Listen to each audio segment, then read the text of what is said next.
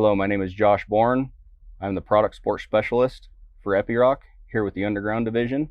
Today we're going to be talking about the coolant fill system. This video will pertain to the M, L, and E carriers. The hose is stored in a tray secured by an Epiroc strap.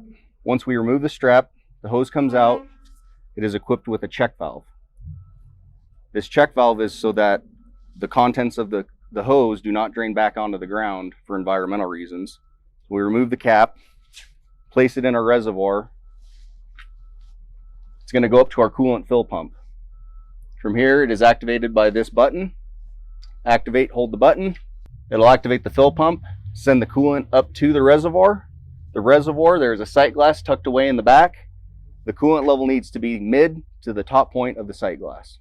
Thank you for watching. For more information, please contact your local Epiroc dealer or service center.